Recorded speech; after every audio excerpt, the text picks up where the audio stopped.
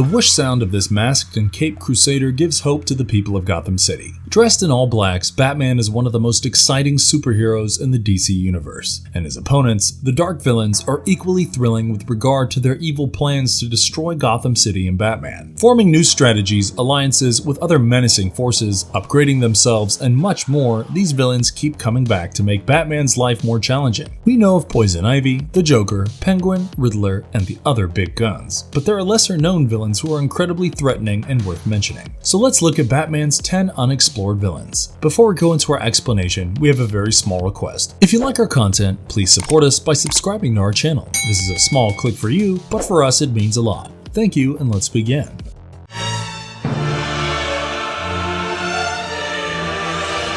The Batman Who Laughs. Gotham City's shrewdest and perhaps the deadliest of supervillains is the Batman Who Laughs. The Batman Who Laughs originates from a parallel dark universe where there are negative Earths for every Earth in the real multiverse. But how did he get his name? Earth -22, the negative counter to Earth 22, had a Batman much like the one on its counterpart, but this one was capable of pushing the boundaries between good and evil. Batman and Joker were engaged in a fierce fight, where Joker bound him and made him watch as he recreated Batman's parents' death. Joker went on a rampage, killing every couple with a child and releasing toxins that altered the children to become monstrous. Having lost his cool, Batman killed Joker, but the toxins in Joker's blood infected him. He slowly transformed into an evil combination of Batman and Joker and adopted the name Batman Who Laughs. Laughs then met Barbados, who is the evil Bat God. Barbados helped Laughs form a team of all the evil Batman from the Dark Universe who have lost all sense of honor. Through a portal, these Dark Knights led by Batman Who Laughs are now wreaking chaos in the real multiverse. Laughs also has his army of Robins, better known as the Rabid Robins, who are the children affected by Joker's toxin. More interestingly, Batman Who Laughs, along with his army of Dark Knights and Rabid Robins, even attacked and killed the entire Justice League, barring Superman,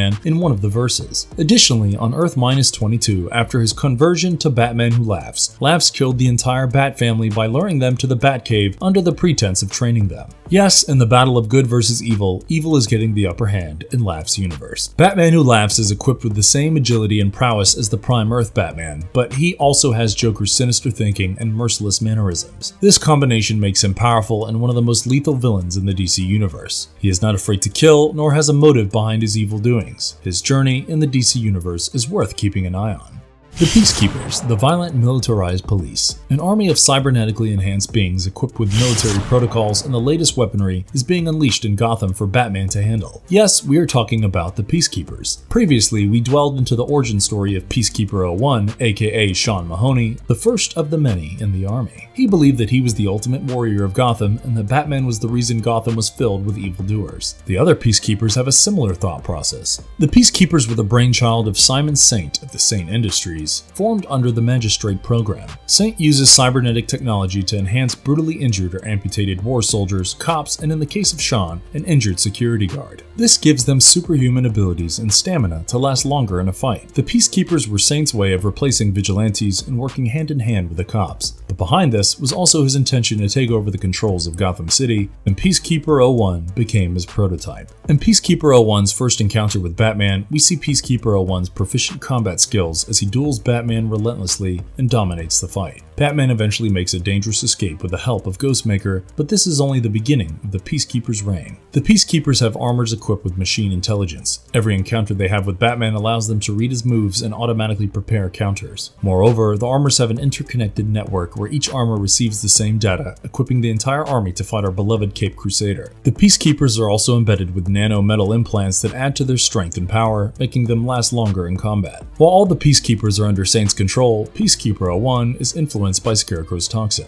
Instead of keeping the peace, he goes all rogue, ready to destroy everything that Gotham City stands for. Batman, however, was able to defeat Peacekeeper 01 by overriding his tech, but he couldn't save Mahoney from going insane. Yet, the Peacekeepers remain Batman's lesser-known but extremely powerful supervillain army.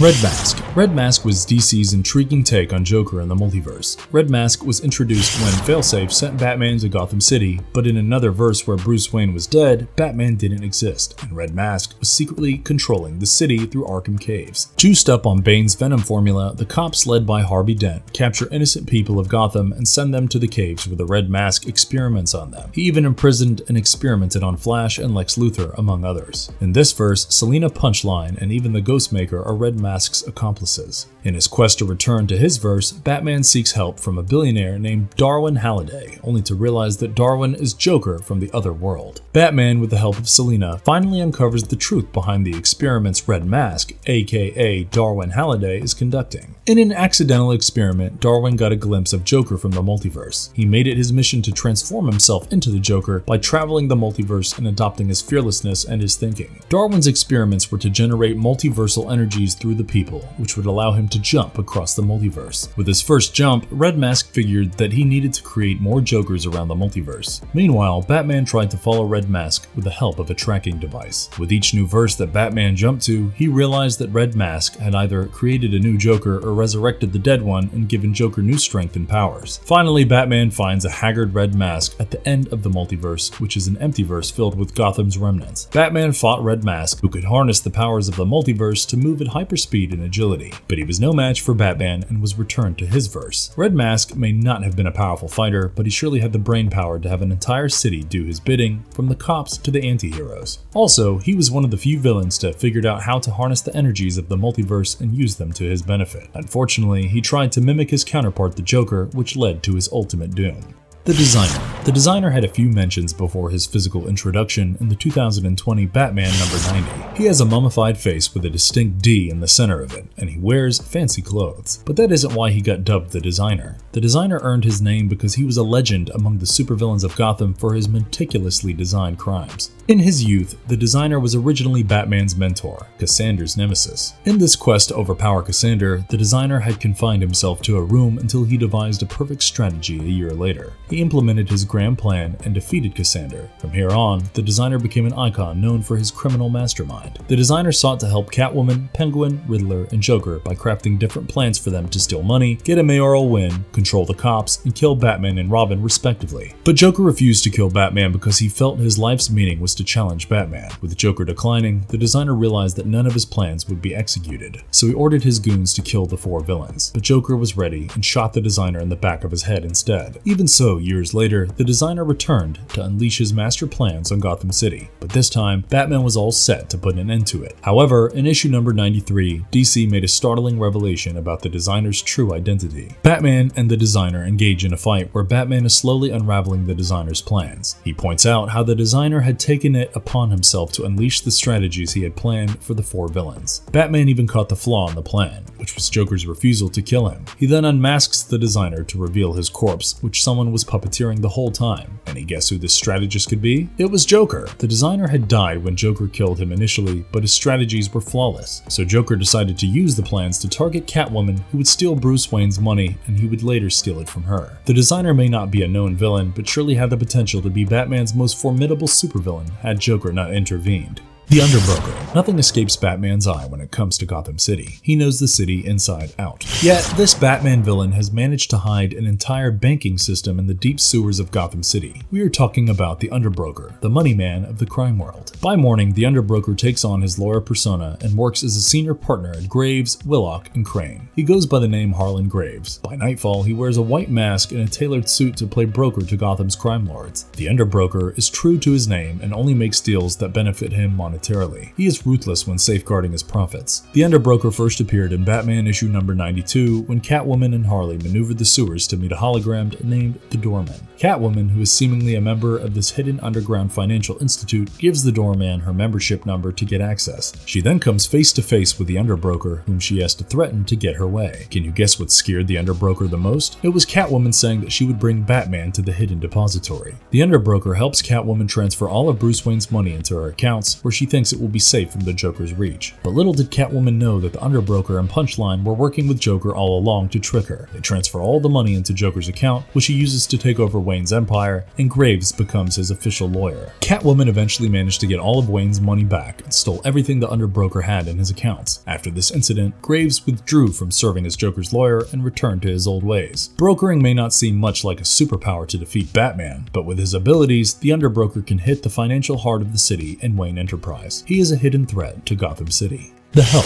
The Help first appeared in Batman Killing Time issue number 1, where he comes across as a middleman or an agent hired by Penguin to do his odd jobs. But in issue number 3, we find out that the Help is also a hired assassin who uses his kick-ass martial arts skills, the smooth wielding of a thin blade, and excellent aim to finish his enemies. His first encounter with Batman was nail-biting. Both hand-to-hand combat experts engage in a fight. The Help is sent by Penguin to secure a box stolen by Riddler and Catwoman. Upon reaching the secret location, the Help fires at Riddler and injures him. As he searches for Catwoman, Batman arrives and flings 2 batarangs at the back of the Help's head. Without flinching, the Help dodges the 2 blades with ease. That just goes to show that the Help is so highly trained that he is aware of the slightest movement around him. Batman then throws himself at the Help, hoping to pin him down. Instead, the Help maneuvers them mid-air and lands on top of Batman, with the latter hitting the ground first. As the fight continues, the Help easily dodges every kick and punch thrown at him by the Caped Crusader, while naming each of his moves and who Batman learned it from. It seems like the Help is the one who trained Batman's mentors in combat. The Help then points to knowing one of Batman's most highly regarded teachers, Ra's al Ghul, and appreciates Batman's skills while also criticizing some of his moves. Finally, with a strike from his cane, the Help knocks out Batman and leaves, but not before leaving him a calling card in case Batman needs a new trainer. The Help is undoubtedly the master of every hand-to-hand combat move that Batman knows. His calm and composed demeanor add to his intimidating persona. The Help is also not morally inclined like Batman when it comes to killing or hurting people. He wasn't even afraid of going against the man who hired him, Penguin, when it came to seeking the Eye of Athens for himself. This combination makes the Help a significant threat to Batman and one to watch out for.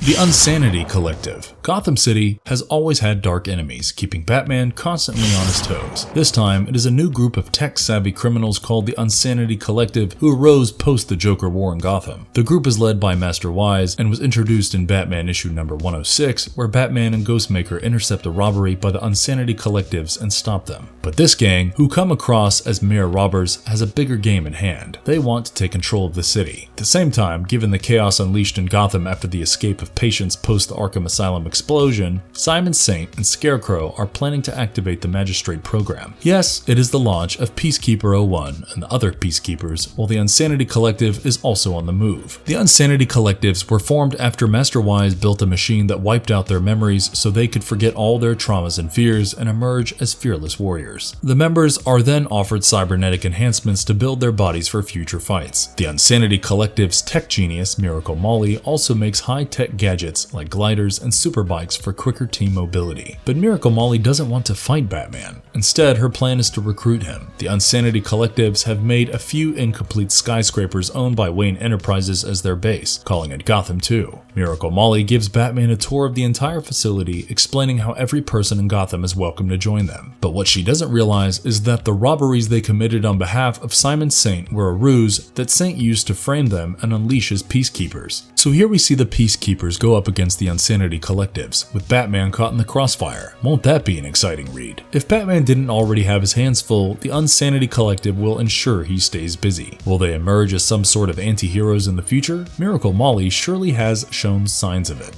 Punchline. If you are the joke, then I am the punchline. Punchline is Joker's new girlfriend and is equally insane when it comes to a fight. Seems like Joker has the effect on all his girlfriends. Born as Alexis K, Punchline was a student at Snyder College and was kidnapped by the Joker on a field trip. Alexis is awed by the clown Prince of Crime's ideologies and decides to follow him. She learns from the Joker and creates a version of the Joker Venom, which she uses on Gotham's homeless citizens. And if you needed proof of her insanity, Punchline killed those innocent people just for fun. She even killed her college dean, who tried to warn her against the Joker. Punchline soon becomes Joker's newfound love and henchwoman, taking over the command in his absence. And of course, like Joker, she too is trying to bring Batman down. As we saw earlier, Punchline also collaborated with the Underbroker to trick Catwoman and steal Bruce Wayne's money. Moreover, Punchline perfectly fabricated a potent serum that was a mix of Scarecrow's fear toxin, Bane's venom formula, and Joker's potion. She then used this lethal combination on Batman to strike him down. Luckily, Batman was saved by an antidote made by Joker's ex and also Punchline's most hated woman, Harley Quinn. Punchline and Harley's first encounter was evidence of their instant hatred towards each other. They ended up having a go at each other, but Punchline emerges emerges with the upper hand in their first fight, where she slashes Harley's throat. After Harley saves Batman from the toxins, she and Punchline have another incredible round of combat, unleashing their craziness upon each other. However, this time Harley knocks Punchline down and Batman sends her off to prison.